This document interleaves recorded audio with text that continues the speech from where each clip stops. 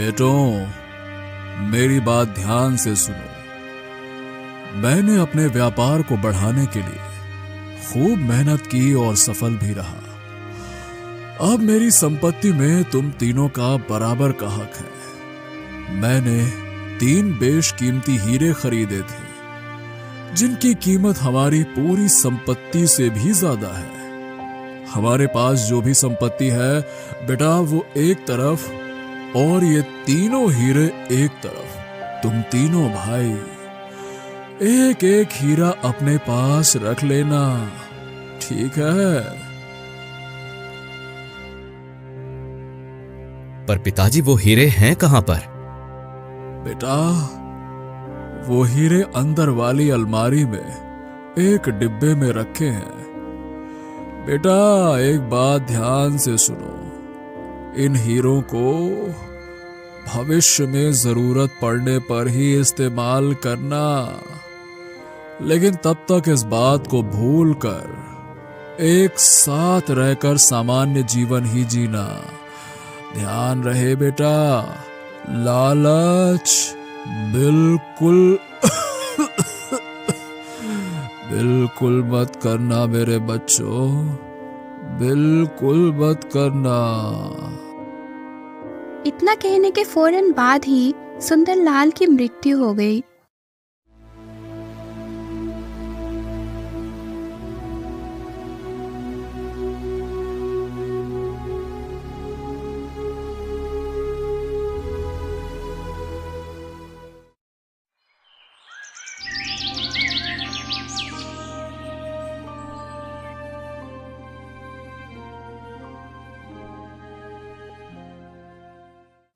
मुझे लगता है हम सबको साथ रहकर पिताजी के व्यवसाय को आगे बढ़ाना चाहिए।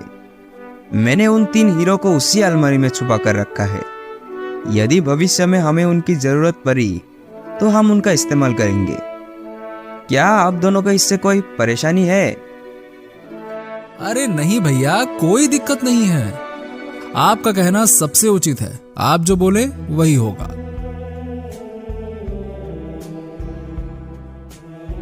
वो तीनों मिलकर अपने पिताजी के व्यवसाय को साथ मिलकर चलाने लगे और खुशी से रहने लगे।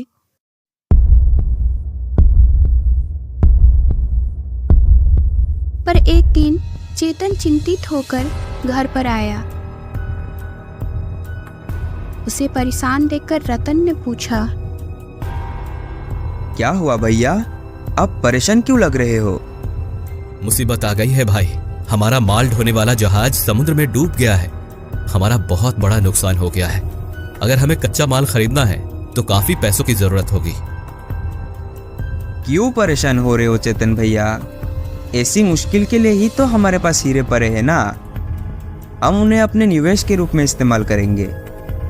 तुम क्या सोचते हो रोहन? हाँ भाई, हम उन हीरों का उपयोग करेंगे। बस हमें घबराने की क्या जरूरत है भैया, हैं? तुम दोनों ठीक ही कह रहे हो। रुको, मैं अभी उन हीरो को लेकर आता हूं।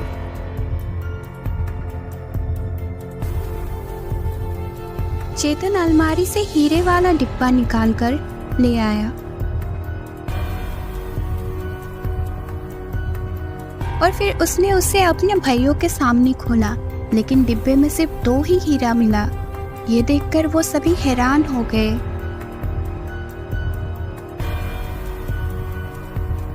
हम तीनों के अलावा किसी को भी हीरो के बारे में पता नहीं था। भैया, क्या आप हम दोनों पर शक कर रहे हैं? समझ नहीं आ रहा कि हमसे चूक कहां पर हुई है।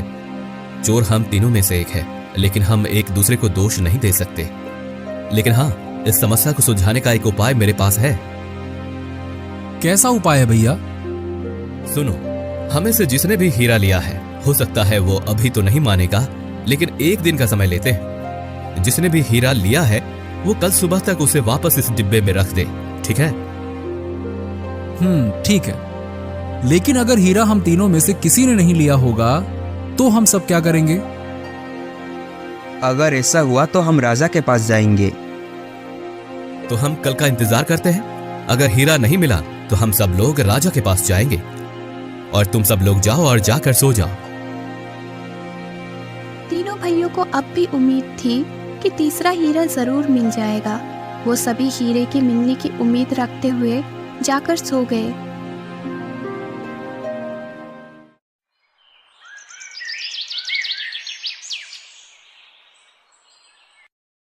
अगले दिन चेतन ने जाकर डिब्बे को खोलकर देखा, पर उस डिब्बे में सिर्फ 2 ही हीरे मिले। अरे इसमें तो अभी भी सिर्फ 2 ही हीरे हैं, यानी गुनहगार अपना गुनाह कबूल करने से कतरा रहा है। अरे अब हम क्या करें भैया? अब हम राजा के पास जाएंगे और उन्हें अपनी समस्या बताएंगे। ठीक है भाइयों, तो चलो राजा के पास। तीनों भाइयों को एक दूसरे पर संदेह था, लेकिन उन्होंने अपना संदेह को एक दूसरे के सामने प्रकट नहीं किया। वो लोग राजा के दरबार की तरफ निकल पड़े और राजा के सामने पेश होकर उन्होंने अपने हीरे के गुम हो जाने की समस्या रखी। राजा उग्रसेन ने उन लोगों से कहा, मैं आपकी बात समझ गया। आप तीनों सगे भाई हो और आप तीनों के अलावा और कोई भी नहीं रहता है। ये एक बड़ी ही मुश्किल स्थिति है। मुझे जांच के लिए थोड़ा समय चाहिए। जब मुझे दोषी मिल जाएगा तो मैं आप लोगों को बता दूंगा। तब तक आप लोग इंतजार कीजिए, मैं जल्द ही फैसला सुनाऊंगा। ठीक है? धन्यवाद राजा जी, हम आपके संदेश का इंतजार करेंगे। और वो तीनों दरबार से चले गए। राजा के मंत्री को इस समस्या को सुलझाने का एक उपाय मिला, इसीलिए कुछ सोचकर मंत्री ने राजा उग्रसेन से कहा, महाराज, मुझे पता है कि आप सोच रहे होंगे कि उन तीनों में से अपराधी कौन है। मुझे तो वो तीनों ही निर्दोष लगे। अब सवाल यह है कि आखिरकार चोर कौन हो सकता है? क्या उनके घर में कोई बाहर से घुसा होगा? मंत्री जी, इस समस्या के बारे में आप क्या सोचते हैं? मुझे आप अपनी राय बताइए। महाराज, मुझे उनके घर जाने की आज्ञा दीजिए। मैं वहां जाकर समझ पाऊंगा कि आखिर समस्या कैसे उत्पन्न हुई और असल में क्या हुआ था। हाँ बिल्कुल, आप उनके घर जाइए, इससे मुझे बहुत मदद मिलेगी। जाइए। जो आज्ञा महाराज, मैं अभी उनके घर जाता हूं। और मंत्री जी उन तीनों भाइयों से मिलने के लिए उनके घर गए। मंत्री जी को घर में आया देखकर वो तीनों चौंक गए, लेकिन अपने आश्चर्य को छुपाते हुए और अपने आप को संभालते हुए उन्होंने मंत्री जी का स्वागत किया। कुछ देर बाद सबसे बड़ा भाई चेतन ने मंत्री जी से पूछा, मंत्री जी, आपके यहाँ पर अचानक आने का कारण क्या है? महाराज की आज्ञा से मैं आप तीनों से पूछताछ करने के लिए आया हूँ, लेकिन फिलहाल तो मुझे बहुत भूख लगी है। क्या आप तीनों मेरे लिए भोजन का इंतजाम कर सकते हैं?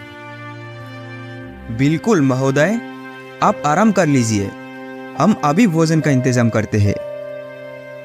स्वादिष्ट भोजन का इंतजाम किया गया और मंत्री जी ने खूब चखकर स्वादिष्ट भोजन का स्वाद उठाया। इसके बाद तीनों भाई बड़े ही उत्साह होकर मंत्री जी क्या कहने वाले हैं ये सोचने लगे।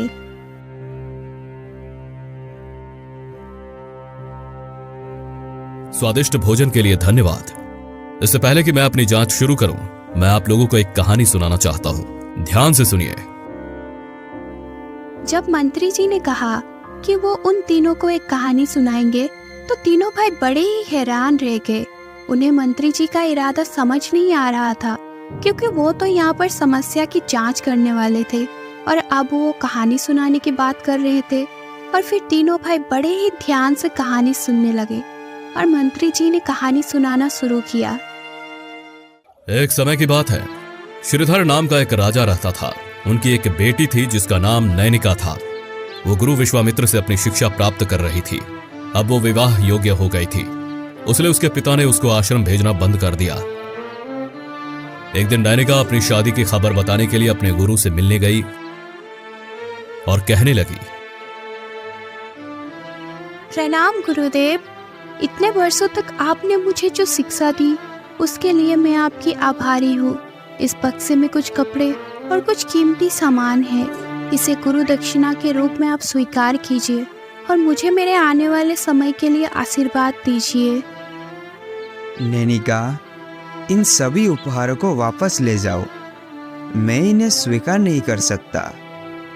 वैसे मेरी एक इच्छा है। अगर तुम वो इच्छा पूरी कर सकती हो तभी मैं तुम्हें अपनी इच्छा बताऊंगा। गुरु की इच्छा पूरी करना सबसे बड़ा पुण्य का काम है। बताइए गुरुदेव, मैं आपकी इच्छा कैसे पूरी कर सकती हूँ? तुम्हारा विवाह होने के बाद उसी रात तुम्हें बहुत से गहने से साज धज कर अकेले ही मेरे आश्रम में आना होगा। बताओ, क्या तुम ऐसा कर सकती हो? नैनिका को अपने गुरु की इच्छा सुनकर बहुत आश्चर्य हुआ, लेकिन उसने वचन दिया था, इसीलिए वो सहमत हो गई और कहने लगी, गुरुजी, मैं आपकी इच्छा को सुनकर थोड़ी सी उलझन में पड़ गई हूँ, लेकिन फिर भी मैं अपने वचन पर कायम रहूंगी और आप जो कहेंगे मैं वो करूंगी। अब आप मुझे जाने की आज्ञा दीजिए। नैनिका, अब तुम जा सकती हो। नैनिका ने अपने गुरु से विदा